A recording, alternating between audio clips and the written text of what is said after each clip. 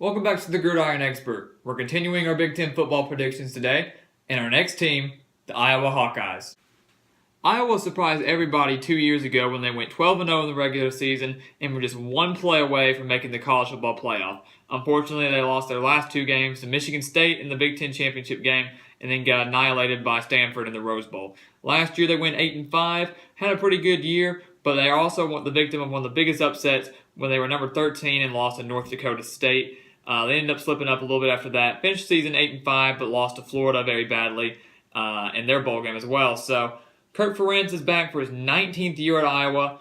Expectations are still fairly high. They do expect to make a bowl game as always, but I know this Iowa team will not be college football playoff contenders that they were 2 years ago. They lost their quarterback in C.J. Beathard, so that's unfortunate. But I think Iowa, with 14 returning starters, will continue to be a factor in this Big Ten West.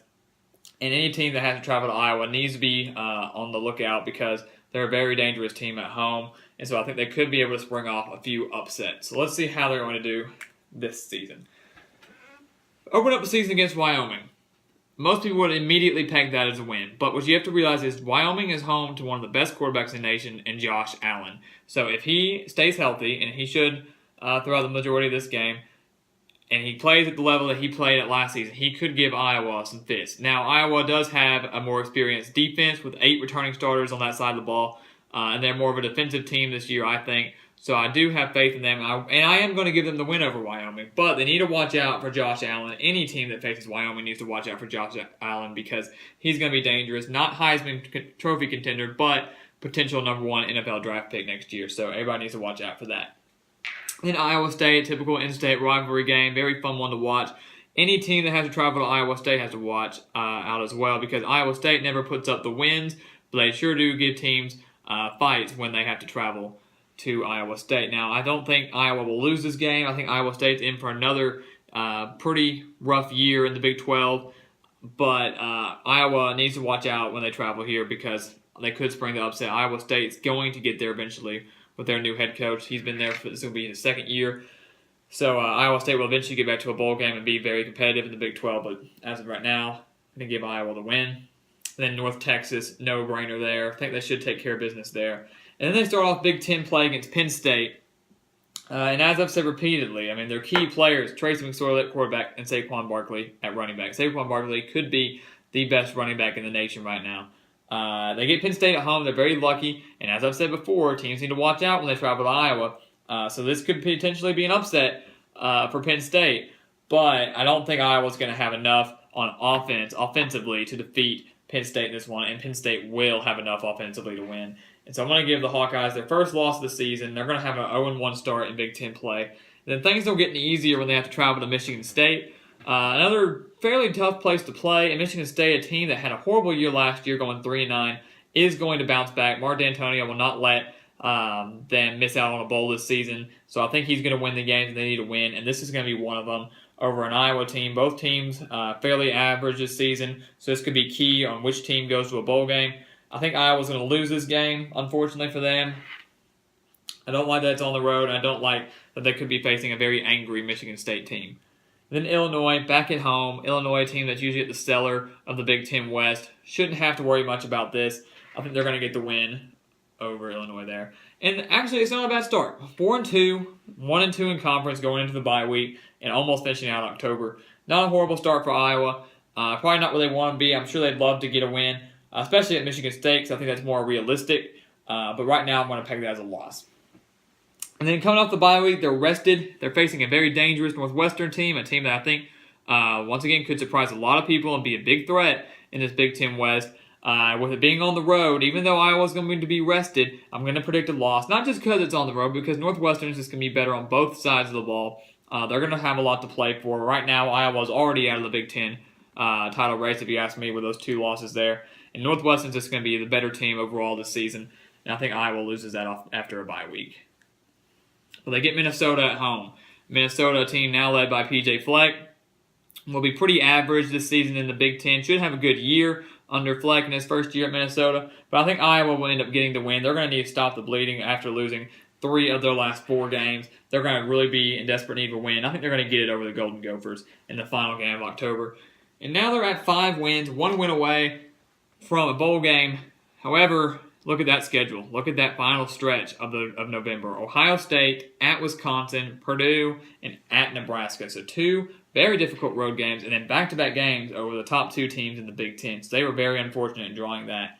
Ohio State, this could be not. I don't think they're going to upset the Buckeyes, but Ohio State needs to watch out because once again they're at Iowa, and that's always a dangerous place to play. We saw what Iowa did to Michigan last year, and I think Ohio State could be in the same position. Iowa upset Michigan in November, right around the time Michigan was still in the hunt for the college football playoff, and ended up not hurting Michigan as bad as we thought it was going to. But I could see this being the same situation where a very talented team ranked in the top 4 in the country comes down to Iowa, and the subpar average Iowa team would upset them. Could see that happening, but I'm not going to call for it right now. I think Ohio State will get the win over the Hawkeyes. They're just going to be better experienced and better coached than they were last year, if you ask me. Could potentially be college football playoff and national title contenders. They did make the playoff last year, but got annihilated by Clemson. Don't see that happening again this year. At Wisconsin, best team in the West by far in terms of experience and coaching and schedule. A lot of this stuff comes down to how favorable the schedule is, and Wisconsin has an extremely favorable one. Iowa would have to travel there to pull off the upset. Don't see that happening, especially when Wisconsin they have their eye set on a Big Ten title this late in the season. I don't see them upsetting the Badgers. Luckily, they can stop the bleeding once again. They have lost 3 of their last 4. They get Purdue at home. Winner or not winner, but if they win this, they get to go to a bowl game, and I think they will. I think they'll get this win and get to bowl eligibility. They're really going to need this game, and I like that it's at home against a pretty bad Purdue team that I don't think will do. They could have improved a little bit from last season, but they also have a first-year head coach, and they've always been the seller of this West, and I don't see them making any big changes anytime soon. And they're going to get the win over Purdue and get to that 6-win mark. Iowa will go bowling again. Closing out the season in the rivalry game at Nebraska. A lot of the time, these games are fairly close. Anytime, whether they're 0-12 or 12-0, Nebraska and Iowa are going to face off, and majority of the time, it's going to be a close game. It's going to be close. And this year, I can see it in the same way, but I don't see them going on the road and beating the Cornhuskers. I think both these teams have already clinched a bowl by this point. So right now, they're just playing for pride and playing for that rivalry game. But I don't think they're going to go on the road and beat Nebraska, unfortunately, for the Hawkeyes. And right now, I'm going to leave them with a 6-6 record. Well, you just stepped down from last year after they went 8-4 and then obviously lost the bowl game to Florida. But 6-6 is not bad for a team that they returned 14 starters, but they're still fairly young, if you ask me, especially on the offensive side of the ball. I don't see Iowa putting up many offensive fireworks this season.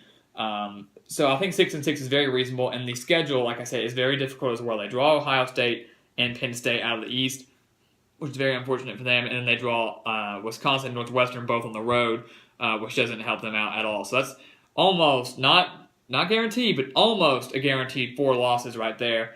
And then I do have them losing at Michigan State and at Nebraska. They could win one of those to get to the 7-win mark. I'm just not calling for it right now, but we'll just have to wait and see. Please continue to like, comment, and subscribe. And please continue to share our videos as we go through these Big Ten predictions and then continue on with our Big 12 predictions right after that. We really appreciate everything you guys do, and I hope y'all keep it up, because I'm going to keep it up, and we're going to keep going on. Even once the season starts, we're going to keep making videos. So we love y'all's support, and I hope you guys continue it and also spread the word, because the more people that see it just helps us out even more. So please continue. Stay tuned to the Gridiron Expert, and we'll see you next time.